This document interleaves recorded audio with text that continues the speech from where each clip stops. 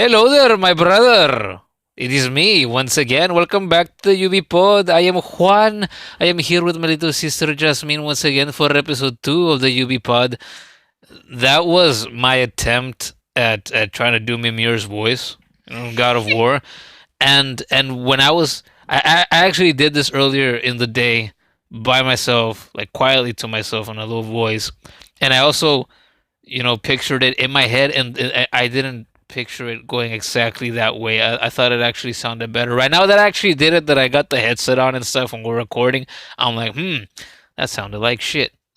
But anyway, my brother, we are back for episode 2 of the UB Pod, and as you can see by the title, right now that we're recording, I don't know what I don't know what the title is, because the title of every video I ever put together, I don't think about, I don't decide usually until I'm actually uploading the video. And sometimes the video's done uploading, it's processed, and I'm still thinking, oh fuck, and I forget about the title, and I think, oh shit, I gotta come up with a title for this thing. So if you were to ask me, what's the least important part of your video to or your videos to you, I would say the title. Yeah.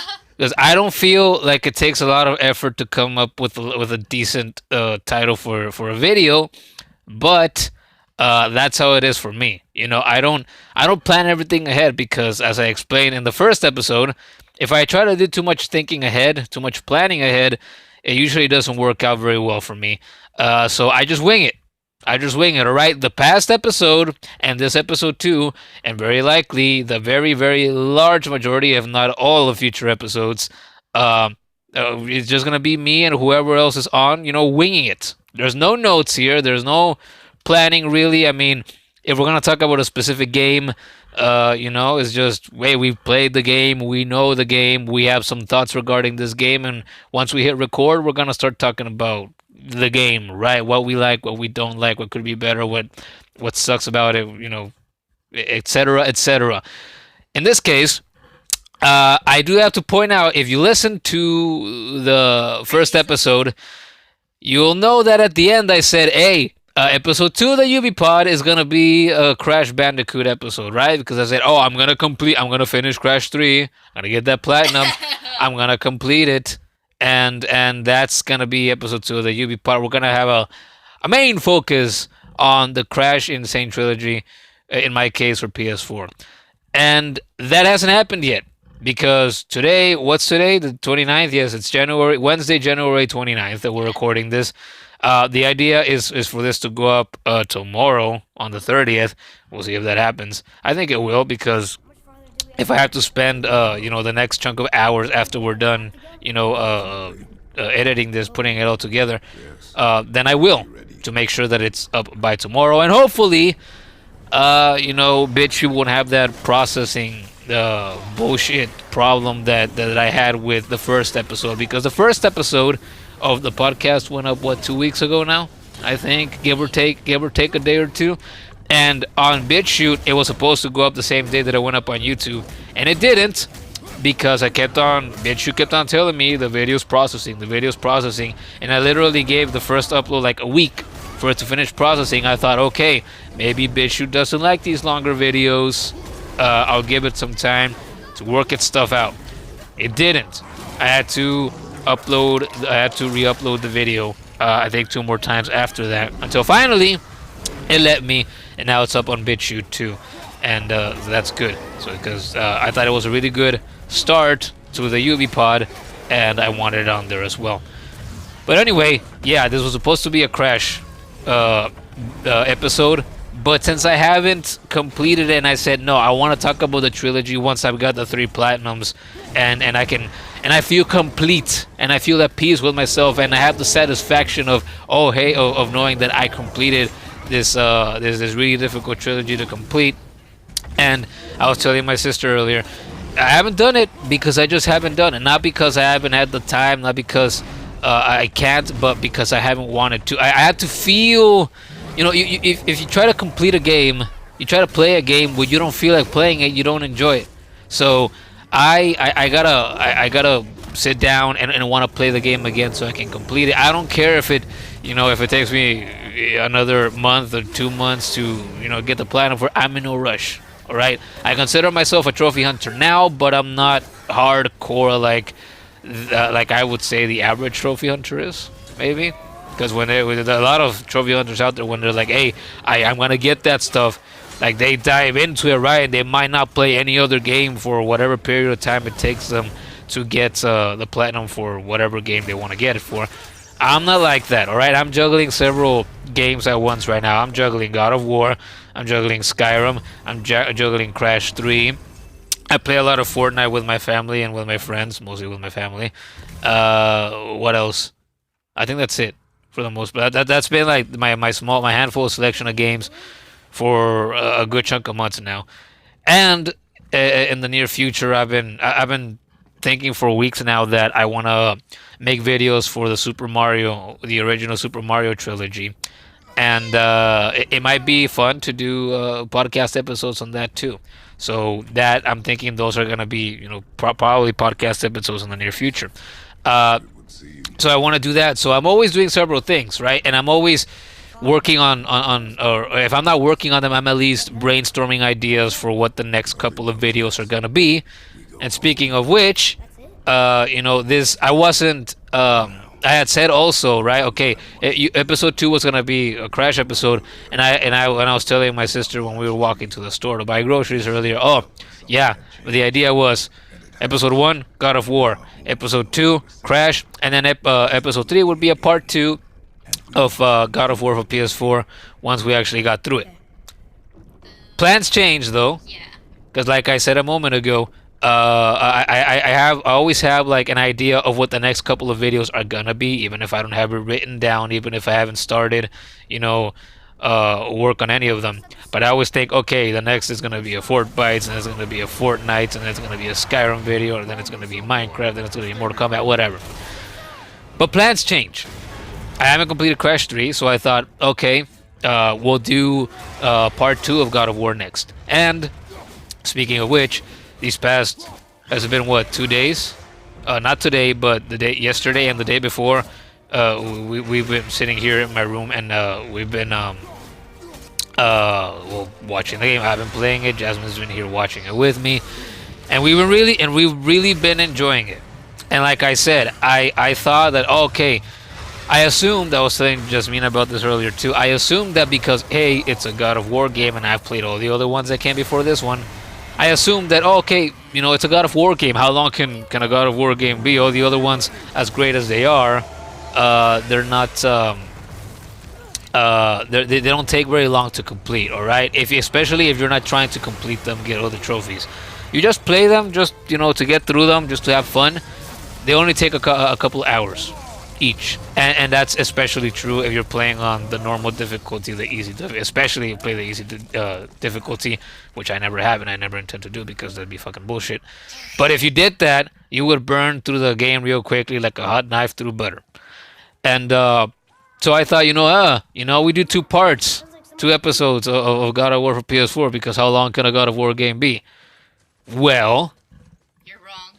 Yes. Turns out this game has proven me wrong in that aspect, because it's just more ambitious. It's just so much bigger than any of the previous games that came before it in the series, for sure.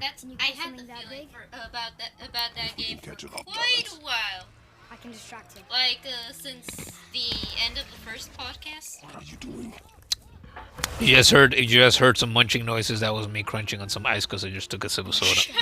And I don't care. I could try to edit that out, but I'm not. I don't have any fancy audio editing equipment. So literally, like, if there's a piece of audio I don't want, I would just trim the audio out. I actually recently got a cool looking little like audio editing app, but on my phone, not on the tablet. But even so, again, because I don't like to plan ahead, and also there's some laziness involved, a bit of procrastination in there, where I don't want to edit the video. I don't want to edit the audio, I should say. I just fucked up right there. I'm not gonna edit that out. It's a one shot, one take, and that's it. Whatever we got is what's gonna go up as audio, along with the footage that I decide to put in the podcast episode. So there's that. And but now that we know that the game has proven me wrong in its scope and its massive freaking size, now I know that we can actually do more than just two parts for this. And we both agreed earlier that we love the game so much already, even though we're not done with it yet. That it has earned more than just two parts. I told Jasmine, I'm up for doing a third and maybe even a fourth part now, because I honestly think that we can sit here. Look, we're already at 10.5 minutes, and I honestly believe that we can do up to like four parts of this. Who knows if we do even more? I don't think so. I don't want to do too many either. But this game is big enough, rich enough, sure as hell good, more than good enough to warrant several parts. And so instead of talking Crash, like I had originally said, and again it's my show, so it doesn't matter. I'm gonna do the Crash trilogy sooner than later. But until I complete Crash 3 and I get that platinum, it's not gonna happen. We're gonna hold off until then. Yeah, so we're back to God of War for PS4, Jasmine. Yeah. What more can we say that we didn't say in the first episode? Well, a lot, actually, to answer my own question. Yeah. First of all, we progressed more in the story, and there's a lot more scenes that my brother recorded for this episode. Yeah, I've already started working on the footage, for sure. I have an hour's worth of footage, so I'm guessing again that this episode might be might end up being around the hour mark as well. So I've got it covered like footage wise, and apart from the hour or so of footage that I captured just for part two, I've also got all the photos I've taken in the photo mode. So even if I somehow didn't have enough footage to fill an hour's worth of time, I'm also gonna take advantage of the fact that I took those photos just like I did in the first episode. Yeah. Are you also gonna put up the Crash and the Atreus ones that we have as profile pics online? Did you hear what you just said? Now you just did a me. Oh, You asked me. You asked me if I'm gonna put up the Crash and Atreus ones from Line. I bet Kratos. Crash. I mean, it makes sense, right? We just got done mentioning Crash several times, so whatever. I might though, because here's the thing. She's referring to these pictures that we said. I took two photos of Atreus and Kratos, and I had the idea that hey, I'm gonna take these photos and we're gonna set them as our profile pictures online, which is a messaging app. For those of you who might not know, it's actually a really big, really popular messaging app. It's just that its popularity is elsewhere on other continents, but Who cares? Asian continents for the most part. But we love it. I've been using it for years and years, like 6, 7, 8 maybe. I don't know, somewhere around that. It's been a good chunk of time. But I love it. Now my family's on it. A couple of friends are on it. It's great. But I took those photos, and those photos, I might put them in the video now, right here in this section that I'm talking about them. And anybody who's ever played the God of War for PS4 and who has toyed around with the settings, and even if you haven't, back in the day when the game's hype was everywhere because the game had just launched and everybody saw that there's this photo mode. I remember vaguely. I completely forgot about it, but now that I've actually been using it, I remember that the photo mode had a lot of hype back at the time. And one of the things that had people really excited and with a serious case of the global giggles was the fact that you could change Kratos and Atreus's faces Oh yeah. so that you can make them look dumb and silly, and you could get a kick out of it. And so I took a screenshot of Atreus doing the wink because my sister decided that's the expression she liked the most, and she said Atreus doing a wink, as her line profile picture. And I took one of both Atreus and Kratos are in it. You can see Atreus in the background.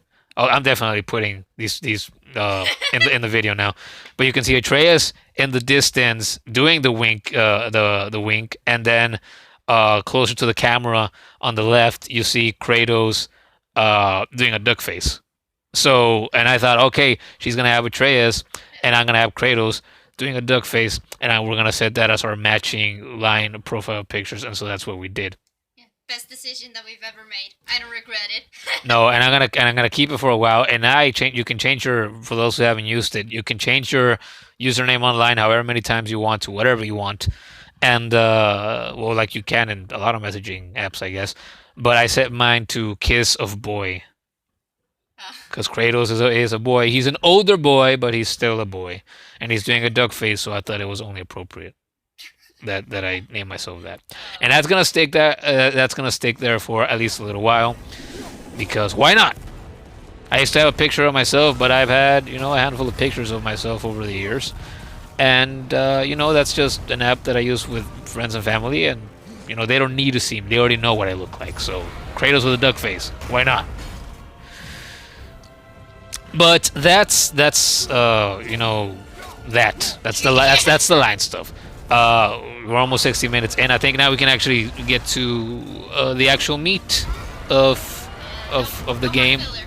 All right, last in episode one. In episode one, we had said that we left off in the part where Freya, tells Kratos, "Oh yeah, it turns out I am a goddess." Right? And Kratos is like, "The fuck? What? I hate goddesses, boy. Well, girl." Girl, well, he told his boy too, you can't trust gods and goddesses, right? And so he gets pissed, they walk away, they fuck off together. And Atreus, doesn't agree with his massive distrust that his father has for gods.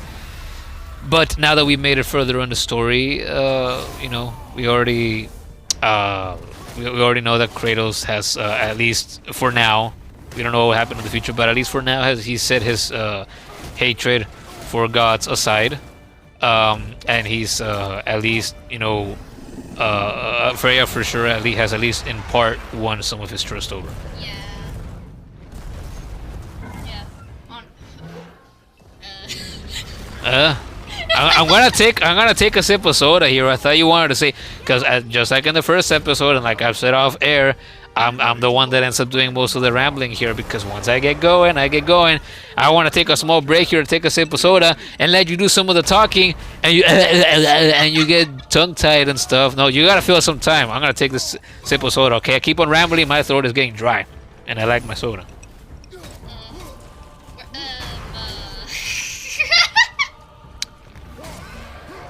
I'm gonna keep sipping.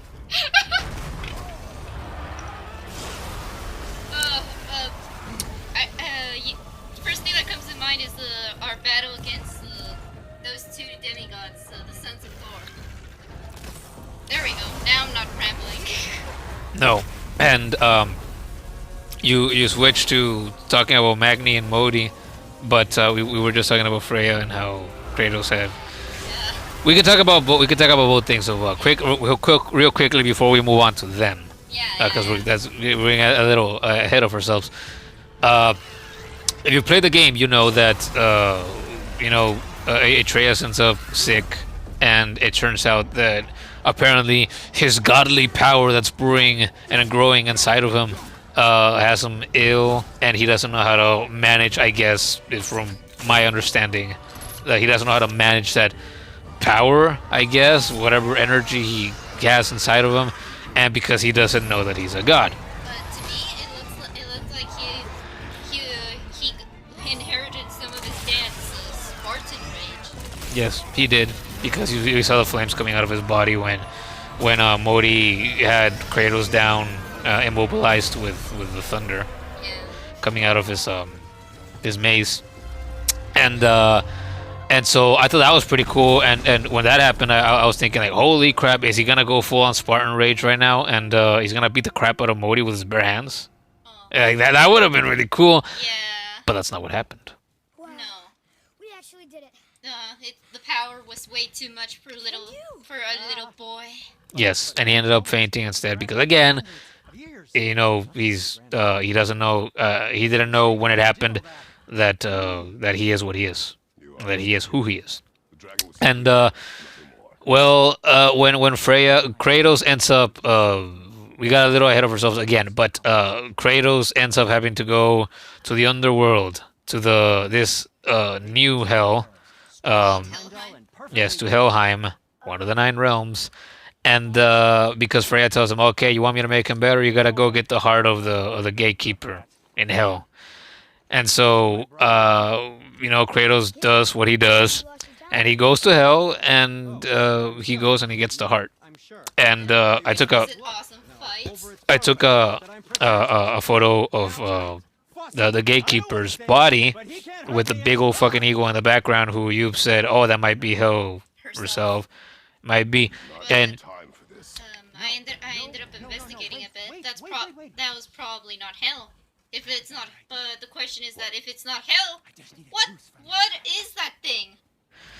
gods are tricky, Yeah, right? And like she just said, both of us have gone off and read some bits and pieces of Norse mythology. I read about Thor and about Odin and Freya and Balder. and I read about the nine realms themselves because that was what I was most curious about. I read about a couple of the realms. I read about Midgard, about Helheim, about Alfheim, and I think I read about Jotunheim as well. But I mean, I know the giants. But Yeah, there's, Jotunheim is the land of the yeah, giants. there's not too much that I feel like I can say about that right now because I think I would be it would be better suited if I said more once we actually got there later in the game because it'll be interesting to see what all that looks like. Yeah, In Santa Monica's interpretation of it anyway. yeah. One day we gotta once we go back to playing the game, you we gotta check out Muspelheim and Niflheim. I mean, once we get the pieces for Niflheim and we can actually go there. Yeah, it's crazy how massive this game is. Yeah. But back to Freya and the illness and stuff. Kratos gets the heart of the gatekeeper, right? He goes back, and he gives Freya the heart, and she uses it to heal Atreus. And Atreus wakes up, and right before he wakes up, Freya tells him, just like Mimir has told him, that oh hey, you gotta tell this kid the truth. You gotta tell him. You gotta tell him. But Yeah. Kratos keeps putting it off, putting it off. He's like, nope, I know better. What the fuck? But in reality, he's scared that his son is gonna resent him, and he doesn't believe that his son can take it. But he finally caves in. Finally caves in after Mimir told him two or three different times. After Freya told him for the second time. Yeah. After were they the only ones? Well, That new Kratos has passed. no. No, they didn't. Other than Faye, they were also the only ones. Yeah, I think Baldur also knew, but that's because Odin. Because of Odin. That's because Odin, passed on the information. Odin, Mister Wisdom, Mister Know It All, and so there are several. I mean, Mimir now knows now as well because when Kratos went to hell, he saw Zeus, and he also had visions of Athena, Yeah.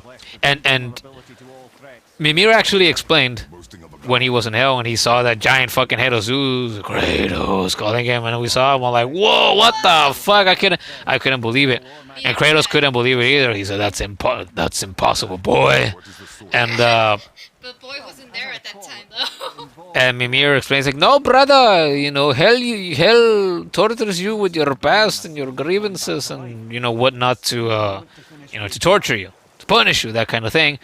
No, it was actually to lure him over to that place that he was not supposed to go to. Yeah. Well, Yeah, if you're not supposed to go to it, it can't be anything good. So, but that was crazy because even though this game from the get-go has made continuous references and then references to the past games, I honestly, I told this to Jasmine yesterday too. I honestly did not think that it would make that Athena would actually, Show up. appear, even if she's just an illusion. I did not think that we would see Zeus again, even if we only saw him briefly, even if it was only a giant illusion of his big fat bearded head. The best part about Helheim was that we actually went in there, but with the blades of chaos. Kratos, a good old weapon. Yes, we were really excited about that yesterday. God damn, I could have jumped for joy. Right, so We keep on going like two steps forward and one step back because I keep saying, oh, we're getting ahead of ourselves. Yeah. This happened, but before that happened, this happened, and then this happened, but before that happened, this happened. We're gonna do it again. Again, no planning, no notes of any kind. We're just fucking going. Anyway, but Kratos gets the blades of chaos again. Athena shows up first, and then Kratos goes and he's like, I have to do this for my son. I have to dig up the past that I never wanted to bring up again. Turns out that his past is he went back to their hut and was it's not really a hut. It's an actual house. But he went back to their house and it turns out he's kept the blades of chaos this whole fucking time. And I did not think that we would see things like Athena, like an illusion of Zeus, and that Kratos would have kept the blades after all this time. Because if there's anything, again, going back to the first episode, I thought the impression I got from the marketing of the game, from watching the trailers, was that this was a fresh start, right? And sure, they might tease you here and there with, little references to the past, but not go all the way with it. And no, now it's more clear than ever. They've gone all the way with it. They're not afraid to dig into the past. It's fan service for us, pretty much. They're like, hey, keep giving them bites and bites of it. You go, oh, no on this, oh, no on this, and I love it. I love it. If you've only played one or two of the games, you'll enjoy it. If you played the trilogy, you'll love it. If you played all the games like I have before this, you'll love it even more. Or if you watched all the games like I have. And it's just amazing. But honestly, again, because I thought this was gonna be a fresh start, right, a reboot of sorts. I did not think that we would see the Blades of Chaos or Athena or Zeus, and I definitely did not think we would actually get to use the Blades of Chaos as a weapon again. So that's fucking awesome.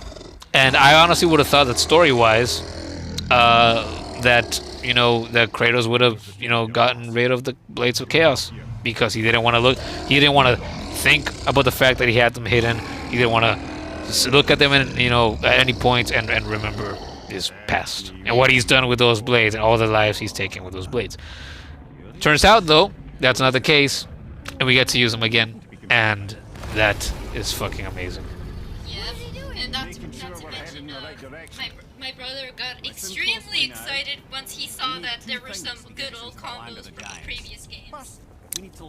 That is true. If you're gonna bring back, if you're gonna do these serious callbacks to the other games, if you're gonna put the Blades of Chaos back in, how can you not have some of the classic combos? Yeah. You just they're there, and it's fucking awesome. And what's even awesome? All right, I as a big God of War fan, I would have been perfectly okay if they would have said, okay, if this game would have actually turned out to be a fresh start, right? And they want to ignore the past, but Kratos still kept his Blades of Chaos, right? If they would have done that, like, okay, no more references to Zeus, no more references to Greece, no more references to the previous world, the previous characters, nothing. But the man decided to keep the Blades of Chaos because they're the weapons that he's most familiar with. All right. If they would have just then, okay, said fuck everything else, we're only keeping the Blades of Chaos, and from here on out, it's new, no past, new. They could have done that, and I, as a fan, would have been perfectly okay with that. But they start you off with the Leviathan axe, this new badass fucking weapon that, to be honest, I don't remember if I mentioned this in the first episode. I think I did. Actually, no, I think I did. I take that back.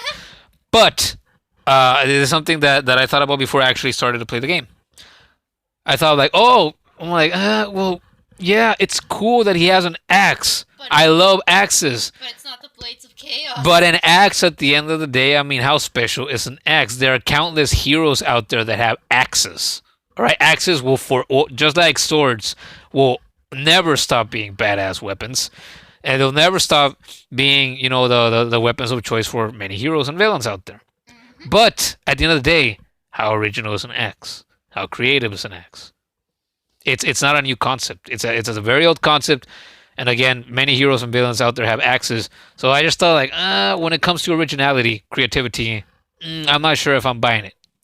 Fast forward to now. Yeah. When I played the game, I fucking love the thing. I love the thing. I love that it's enchanted with frost. I love that you can summon it like Mjolnir. And I just love it. It just feels very satisfying to use. It feels like an axe should feel when you strike an enemy with it, big or small. It feels you can feel the blade.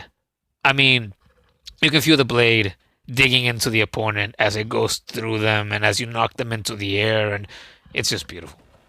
So combine the fact, all right, again, if it was just the Blades of Chaos, I would have been fine with that.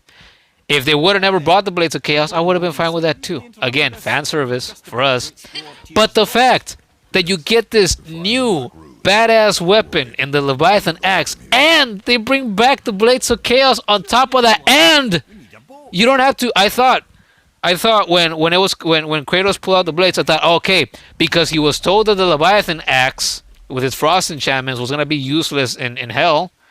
I thought, okay, he's gonna leave the Leviathan axe at home, and he's only gonna take the blades of chaos. No, no, no, no, sir. He took both. No, he has both with him. He's carrying both, and you can freely switch back between the axe and between the classic blades, Yeah. and that's fucking awesome. Oh wait, not just that, but there's more. Not just the axe, not just the blades, but there's also the shield and his bare hands. It just it it blows my fucking mind. It's just like is this dog pile of awesomeness just adding to it. And it makes me happy. It really does. There's so many different ways to cut things and slice them and then smash them and send them flying And the Spartan Rage, can't forget that. well, that counts as barehanded, doesn't it?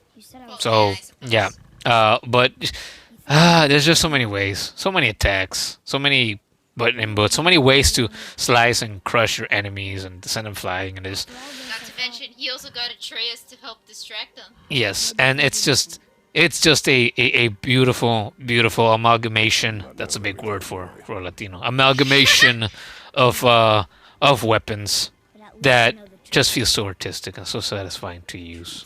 Kratos has wielded a lot of weapons in the past. He's used not the this game is not the first time he wields a shield. He used a shield and a spear in I think it was Ghost of Sparta. I believe it was Ghost of Sparta. If it wasn't Ghost of Sparta, it was Chains of Olympus. It was one of the two, but I think it was Ghost of Sparta. He's used gauntlets. He used the Blade of Olympus. He's used the bow and arrow. Yeah, he used the bow of Apollo, and the other bow. What the fuck was the other bow? It was one that had fire.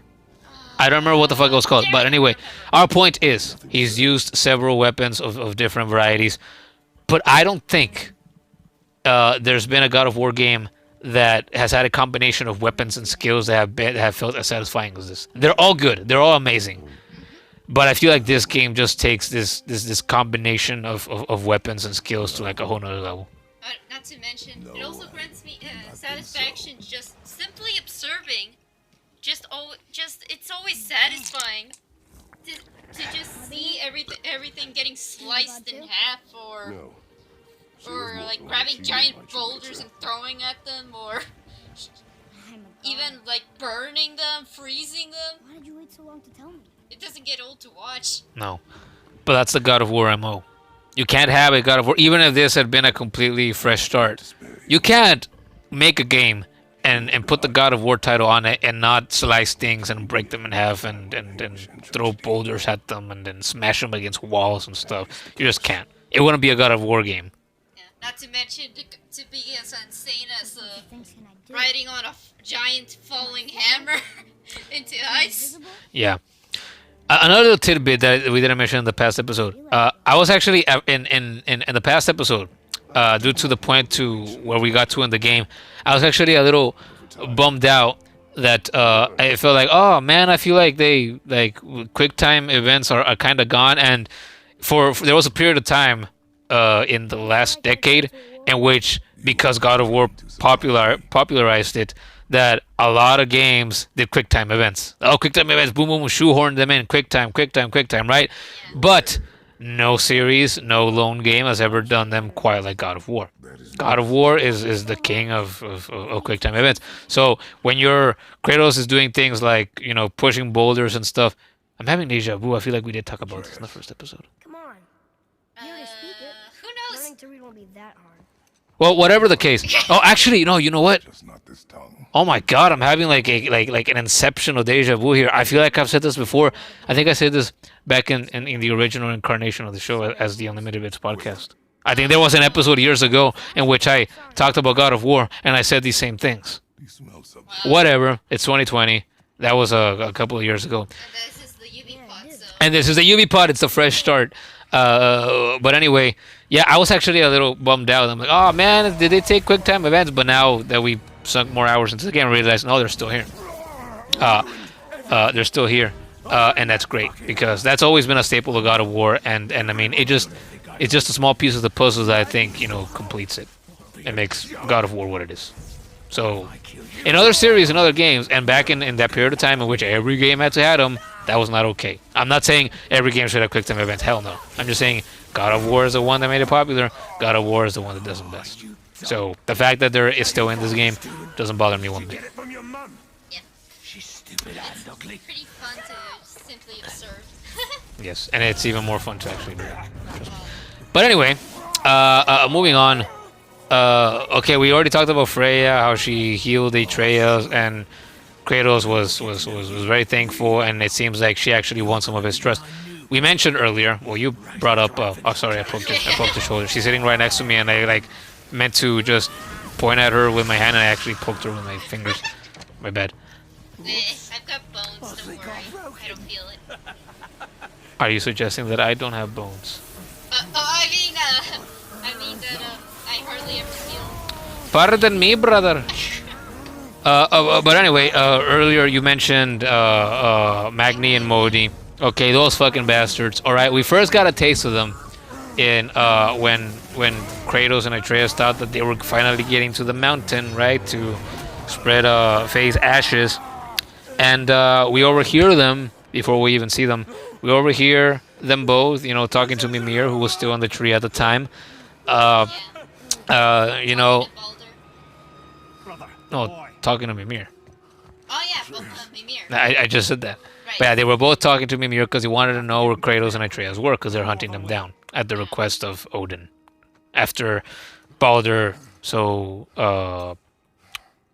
failed Yeah. so miserably. No, I shouldn't say so miserably because we talked about this too, right? Balder was no pushover.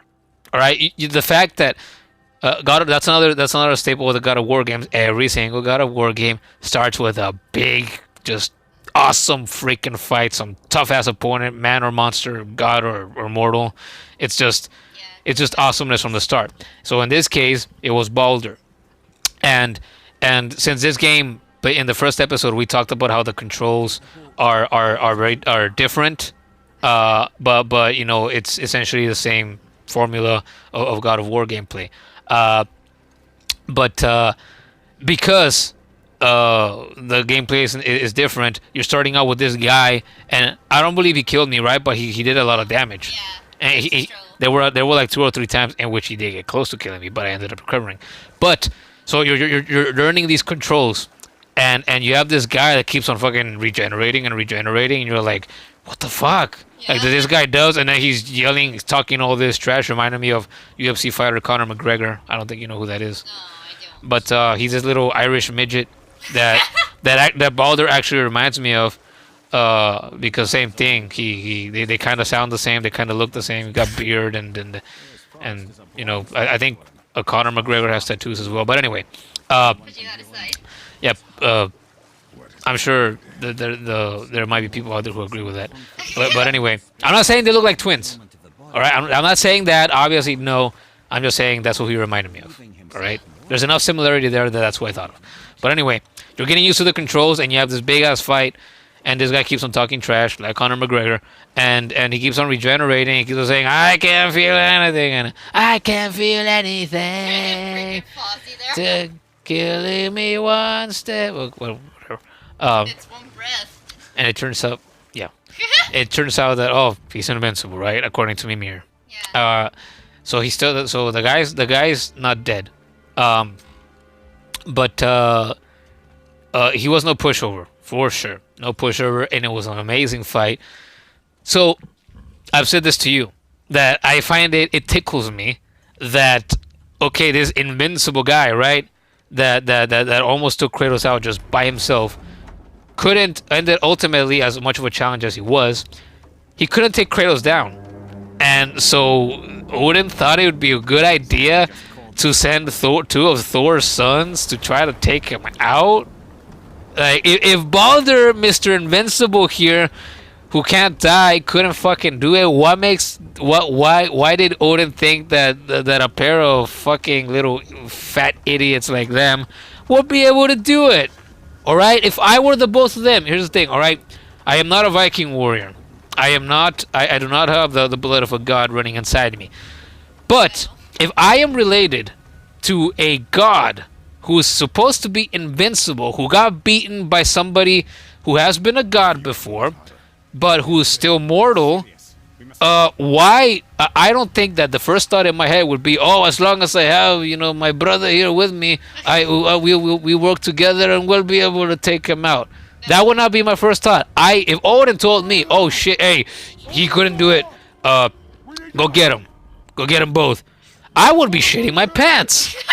Are you kidding me? Okay, from the beginning of the game, it was made clear to us that the All-Father, Mr. All-Knowing, Mr. All-Wisdom, that he knows who Kratos is. He knows where he comes from. He knows what he's done. He knows that he's dangerous. He knows what So if he knows if he knows what he's capable of, why did he send them pretty much to die? I think that's a pretty stupid move. And again, if I were either of them and I had to go do it, I would be shitting myself. If Uncle Balder couldn't do it, how could we? Especially when we can die. And as we know, as we saw, Magni actually died. And Modi ran away like a little bitch. But we know, I'm sure we'll get him. Like I told you like a day or two ago, if Kratos and Atreus don't get him, somebody else will, or something else will. Because off the top of my head, I can't remember a specific example of a specific character, but I know there's been a time or two in the past in which Kratos has been chasing a character that that he fought, but then they ran away, so he didn't kill him immediately, and then they end up getting killed by somebody or something else. Yeah. So it's bound to happen. It's the God of War tradition. Yeah, so it won't surprise me if that happens. But I mean, and that fight wasn't. I didn't capture any footage of that. But they weren't a challenge. They did some damage, but they never got close to killing me. And I'm like, and it was fun though. It was great. I enjoyed it. There hasn't been a single part of this game that I haven't enjoyed. I've enjoyed every little bit of it. But again, it just tickles me that Odin and all his wisdom, hey, Baldur couldn't take him. Send these two dipshits. Come on, really? And then Modi got lucky. Going back to what we mentioned earlier, Modi got lucky in that instance in which he had Kratos down with the thunder when he had him immobilized because he surprised him. But even then, Kratos got pissed off once Atreus fainted and he broke free with just a Spartan rage. So I mean, come on, man. You couldn't. Baldur couldn't take him.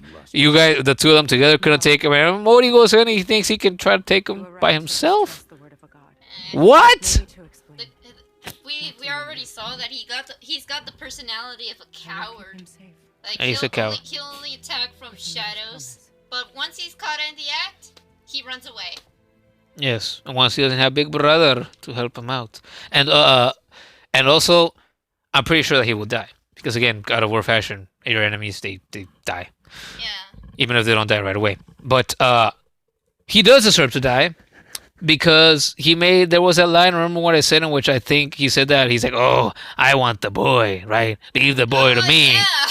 Like right before you actually encounter them and fight them, and I'm like, leave the boy to me. I want the boy. I'm like, that sounds very disturbing to me. That sounded like something a freaking pedophile would say. And I'm like, is that where we're going? And I said, like, this son of a bitch, if that's what he meant by that line, he said, oh, this motherfucker's gonna die. Of course he's gonna fucking die. What the hell? It would have been bad enough if you would have wanted to kill him. All right, who the fuck, what kind of sane, non-evil person wants to murder a child? All right, that would have been bad enough. That would have been evil enough. Would have been bad enough if he didn't want to kill him, but he wanted to make him his prisoner and, enslave him. Torture him. Harm him in some other ways. But if the guy's actually a pedophile, and then Atreus actually wrote in his notebook about in his journal about him. He actually wrote, oh, he's kind of a creep, and I'm like, yeah, he is because I got those pedophilic vibes from him, and I do not I would not stand for that. If I were Kratos, after hearing that, yeah, I'd tear his fucking head off too. Yeah, I would end up getting filled with so much Spartan rage. I would probably beat his head to pieces like he did with his brother Hercules. Yeah, turn his fucking head, his big fat head into carne molida, ground beef, right? Yeah. Make them with our nopales. Except I wouldn't if he was a ground beef. No, No, no, thanks. thank you. I wouldn't want to eat pedophile. Thank you very much. Oh, we're pedophilus. No thanks. we're 45 and a half minutes in. What else can we talk about? The dragon. Yes. Again, we're jumping back and forth. Athena. Last in the first episode, I feel like we follow like the order of events, right?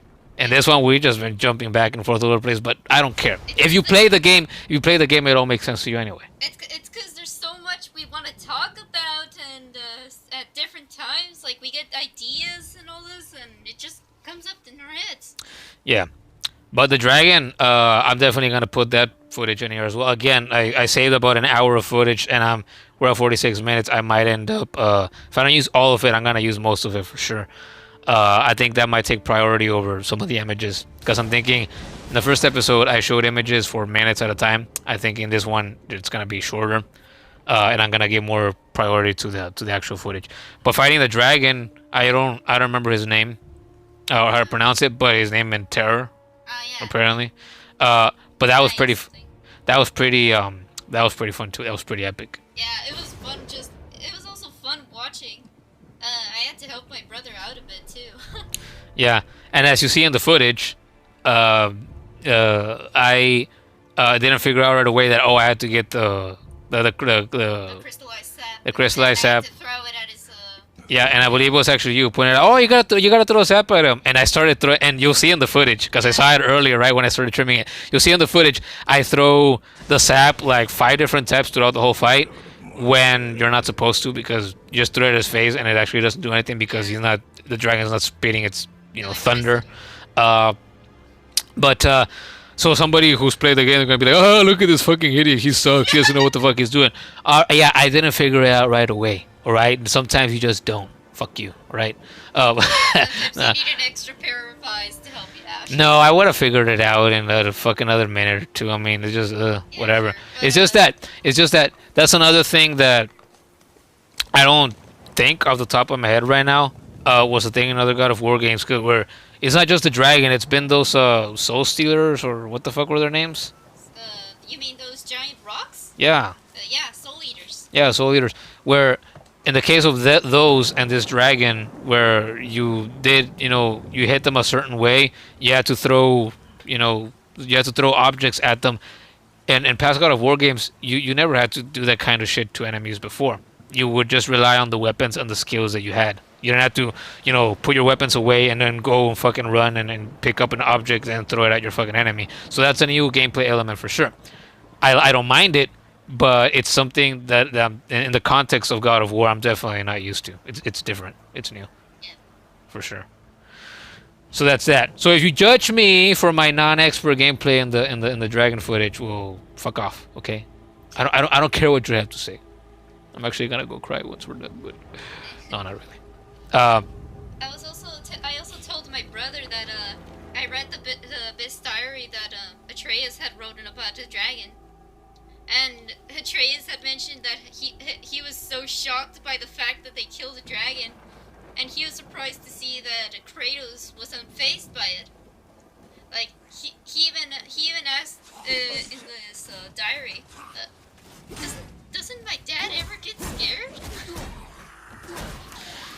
And the funny thing about that is that the answer is yes, but he's like scared of himself.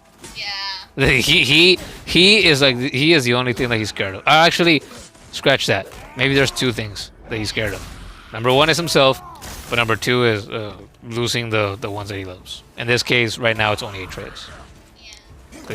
He's already lost. He's already lost so much before. Counting Faye. Yeah, but no enemy, no man, no woman, no ogre, no dragon, no god, nothing. He doesn't fear anything of that. His fears are within him. I was gonna say something else, but I don't remember what it was. We just talked about the dragon. What else? Well, there's the other dragon, Fafnir, Yeah, Fafnir. who a dwarf that turns into a dragon. I'm pretty sure that was some spell to something he saw. We've been reading these bits and pieces of Norse mythology, right? So we're more knowledgeable and we can better appreciate, the lore that they followed and they took from classic Norse mythology. But if there is any line anywhere, like in the poems, right, in the Edda, in the Eddas of Norse mythology, and those kinds of things, uh, if there's a line anywhere about a dwarf turning into a dragon, I don't know of it.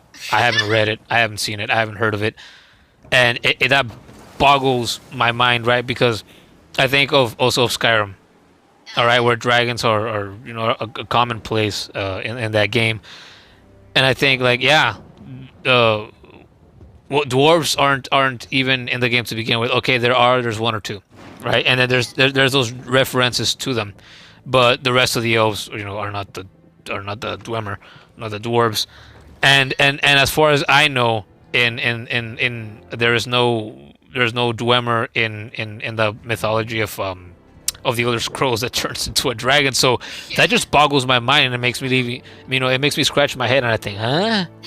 How? Like I get, yes, we're talking about fantasy worlds here that involve magic and gods and stuff, but that still makes me think like, I don't know how well does that sit with me. But yet again, dwarves are powerful magical beings, so if they can make themselves invisible to others, why not turn into fucking dragons? If they can fix weapons with one tap of a hammer, and they can do anything, I guess. So that's interesting, and we gotta free the other dragons. I can't wait to see what the other dragons look like as well. Yeah. I definitely want to do more side quests Oh yeah. because I don't want to just finish the story. Well, I do want to finish the story, but I'm in no rush to do it. Just like I tend to not be in a rush to finish any game that I play that I'm really enjoying. Yeah. Speaking of, there's some things we left undone in the some of the realms that we already visited, right? Such as Alfheim and Helheim. Are there? Yeah, remember in Helheim, since we didn't have Atreus with us, we couldn't go through those crystallized saps. Right. Not to mention there was the door near Tyr's temple that you need Hell's Wind for. That's right. That's right. Yeah. There's a lot of backtracking in this game. Backtracking has always been a staple of the franchise too, and I don't mind it. It is what it is. It helps with the flow of the game, and in the case of this game, well, in the case of all the games, but especially in this game, since it's so big, it gives you more stuff to do. Why not? Why don't you want to have more reasons to go around exploring and slicing and smashing things? I'm all for it, for sure. Yeah, but what I enjoy most are the stories that they tend to talk, like the characters tend to talk about while they're on the boats. Yeah, Those are always those interesting. are fun. Just man, just the storytelling in this game. It's just amazing. Honestly, I was thinking about this earlier, or it was during the night because I went the whole night without sleeping, and I dozed off earlier before we started recording for like a half hour, and then it was in the morning. Uh, I slept like 3 hours maybe, so I've been mostly tired for most of the day, but uh, something that crossed my mind is definitely that Santa Monica has been. It's no secret if you've followed Santa Monica, and if you've been a fan of the games for a while, that Santa Monica has always uh, uh, wanted to make Kratos relatable, right? So that you can sympathize with them, so that you can to help recognize him as a hero, right? Like, hey, this guy's been through a lot. You should feel sorry for him, and you should understand why he does the things that he does. And so they've always been on this mission to make him relatable, in from the start.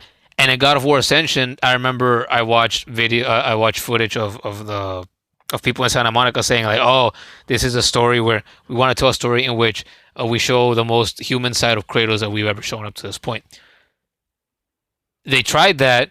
Uh, I played Ascension what through twice, I believe, and that I can remember. I feel like they did a good job telling a story, but I don't think that they really succeeded as well as they wanted to in that aspect and showing a more human side of Kratos. I feel like it's in this game where they finally knocked it out of the park, where they've done their best storytelling yet, and where they finally make Kratos relatable as an actual person, as a man, as a father, Yeah. as a person who's trying to do good and get away from the From bad all the stuff bad things that he's done. And of course, we mentioned this in the first episode as well. Obviously, Atreus. That's the reason why Atreus was born. I mean, I'm sure that there were people like, oh, what if we threw a child in there, right? I think I don't remember if we mentioned this in the first episode with that. Oh, there's the Last of Us influence, right? Yeah. Like, oh, we saw the Last of Us do it, worked out really good for them. We could do something similar too. Wouldn't be surprised me if that's the game that inspired them to go in this direction, and it worked. And I'm grateful for it because just like it worked for The Last of Us, it works for this, and it's just taking their storytelling, and their relatability of Kratos to a whole nother level that they've been trying to achieve, that they had been trying to achieve for years up until this game. And in this game, finally, again, the storytelling and that aspect, they knocked it out of the fucking park. It's amazing. I mean, it's about as good as it gets, I think. Speaking of relatability, I just remembered that moment where Kratos and Atreus were leaving Freya's place, and Kratos finally decides to tell Atreus that what he really is. We both found it really funny as to how Atreus reacted to there. Remember? No, I'm having a brain fart right now. Oh, great.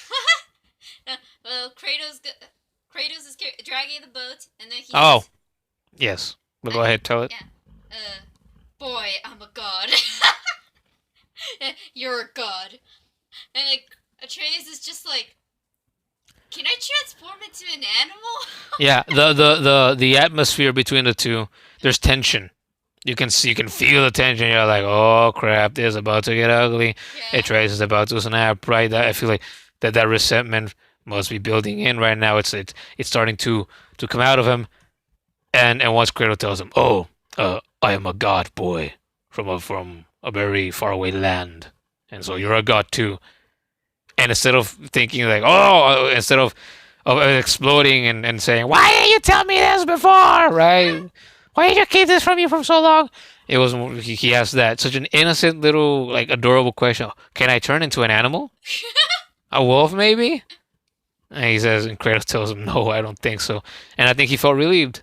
Atreus wrote in his journal that that the father was ashamed to tell me this, right? And sure he was, but I feel like there was also relief there that that Atreus finally knows. that his curiosity was piqued instead, and that he seems to embrace it so readily, right? Yeah. And it's great. I mean, it really is. It was the cutest thing that could have happened between them. Yeah, we said on the first episode that Atreus started growing on us real quickly. It's true, and as the more and more we dive into this game, I mean the more that's solidified. I mean, he has me fully won over, just like Kratos. I mean, Kratos has had me fully won over for years, but seeing this side of him as trying to grow, seeing him grow and develop into a more caring, sympathetic and responsible father. I mean, fuck. I mean, again, they finally did it. They finally achieved what they've been wanting to achieve for years. And with that said, my throat is getting dry, and we're at almost an hour now. What do you say? We end it right here for part 2. I'm sure. Watch, we're gonna stop recording in a moment, right? And I'm sure I'm gonna think, If not immediately, soon after, I'm gonna think, "Fuck!" Right? There's this in the footage, and then I said I thought before we started recording that I was gonna talk about this and mention that and throw in this little fact or detail about Norse mythology and shit. But we've been rambling for an hour, and you can't get it all again, especially when it's not planned, when you don't have anything written down like this. Yeah. Is there anything more that you want to get in before we go? uh, Other than remembering those moments in which Sindri shows Atreus that he can vanish in thin air. Not really. Oh, that reminds me. Oh. Oh, we mentioned the dragon that Kratos, well, that they mostly Kratos, but that they killed together. That moment in which Sindri says, "Oh, and if I'm not mistaken, you did all that for me, right? You, Oh, you yeah. saved me." And And Kratos I did not do that for you. yeah, the dragon was simply in her way, nothing more. And I've already shown that footage by this point, I'm sure. Uh, but that was awesome. Again, those little moments. I told this to Ivan. I don't remember if I mentioned this in the first episode, but I told him like, man, having comedy, like these comedic, like more optimistic, like positive, endearing moments in the game. That's something that no God of War game had in the past. It was always doom and gloom, anger, anger, anger, sadness, anger, anger, anger, sadness, anger, sadness. Pessimist. Yeah, just pessimistic, just very bleak, very dark, very violent, aggressive. And now, sure, there's still some of that, but then there's also moments like these, and that just again it elevates the storytelling. It's so much better. It adds more complexity to the characters and more complexity to the storytelling, and it just makes it so much better. Yeah. Panchito and I are both very, very fond of our dwarf blacksmiths. And both Brock and Sindri are really awesome. Oh, and also before we go, I actually want to mention Thammer. Thammer, remember the frost Oh, yeah, giant? giant. That was How awesome. did I forget? I took that badass photo of That his giant. corpse Yeah. as well. That was awesome. Again, you mentioned the moment earlier when they went up to the hammer and you know they they literally brought the hammer down on that ice to get the chisel right. Yeah. So they could use it on the gates. But Kratos and Atreus pushed that hammer together. That was so. That was one of my favorite parts. Yeah, and they fell and they fell and they could have gone crushed, but of course because Kratos is a fucking ridiculously strong meathead. He fucking prevented them both from getting crushed. Yeah. I just love this game. God damn, I love this series and I love this game. Yeah. And I hope we get back to playing it soon. I actually want to play it like after this. And rest my voice a little again because talking for an hour almost nonstop. Holy crap, my throat is getting dry. But it's just god damn it. Again, I've said this before. I don't remember if I said it in the first episode. I probably did, but I won't be surprised if by the time we're done with the main story of this game, I think you know what, this really is the greatest game in the series up to this point. I'm starting to think that now, and we're not even done with it yet. Yep. There's still so much to do.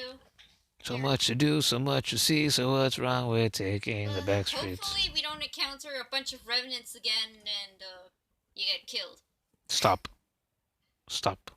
Right, we got over an hour now. We gotta go. So I'm gonna thank you, whoever you are, for listening to episode 2 of the UBPod, brother. And I guess we'll catch you in the next one. But before I let you go, remember that you can catch more of the channel on Twitter at UnlimitedBitsG and at UnlimitedBitsGaming on Instagram. I also have a Facebook page, and I'll put there's no handle for that because I don't have enough likes on it or whatever, but I'll put a link for that in the description as well. And if you enjoyed our rambling, this was definitely more rambling than the first episode for sure. Again, because we kept on jumping from to and fro at different parts of the story. But I hope you enjoyed it regardless. And if you love the God of War series, and if you love this game like we do, feel free to drop a comment or two, telling us what parts you love about the game, and such. So until we see you here for part 3, because I'm pretty sure there will be a part 3. We'll catch you in the next one. So peace. See ya.